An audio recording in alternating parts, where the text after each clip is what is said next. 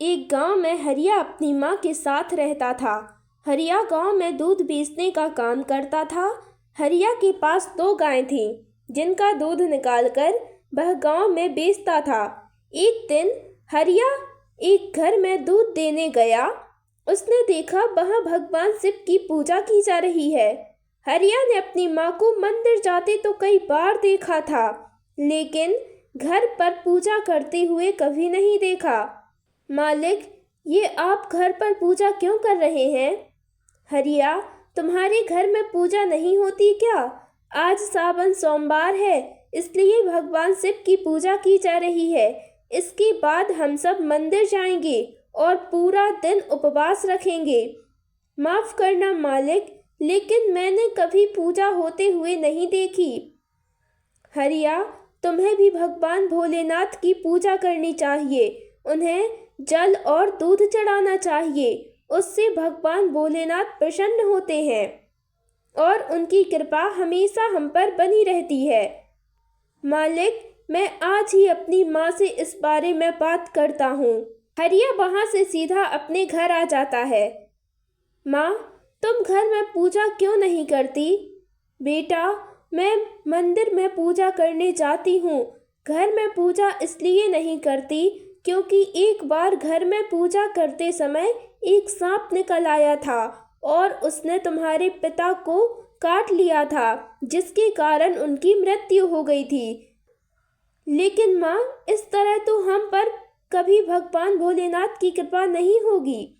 इसका कुछ तो उपाय करना पड़ेगा। बेटा, मैं तेरी जान खतरे में नहीं डाल सकती। अगले दिन हरिया गांव के बाहर एक साधु बाबा के पास जाकर उन्हें सारी बात बता देता है। बेटा, भगवान भोलेनाथ तुम्हारे परिवार से रुष्ट हो गए हैं। अब इसका एक ही उपाय है कि तुम्हारा विवाह पक्का किया जाए और विवाह के बाद तुम्हारी पत्नी शिव जी की पूजा करे। यदि वो सच्चे मन से पूजा करेगी तभी तुम श्राप मुक्त हो सकते हो, लेकिन इसमें तुम्हारी जान को खतरा है। खतरा? कैसा खतरा बाबा?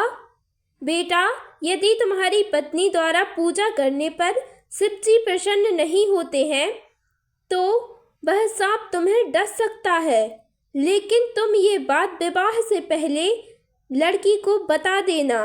अगर वो विवाह के लिए तैयार हो तभी आगे बढ़ना। हरिया ये सब अपनी माँ को बताता है। माँ ने गांव में जाकर हरिया के रिश्ते की बात की, लेकिन किसी ने भी अपनी कन्या का विवाह करने से मना कर दिया। हार कर हरिया की माँ घर आ जाती है। अगले दिन हरिया दूध बेचकर गांव की ओर जा रहा था, तभी उसे किसी के रोने की आवाज़ सुनाई दी। तो उसने पास जाकर देखा तो एक बुढ़िया रो रही थी। माँ जी, आप रो क्यों रही हैं? बेटा, मेरी बेटी विवाह योग्य है। अंधी होने के कारण कोई उससे विवाह करना नहीं चाहता। हरिया ने अपनी परेशानी बुढ़िया माई को बताई। तभी उसकी अंधी बेटी शांति ने सारी बातें सुन ली और विवाह के लिए हाँ कर दिया।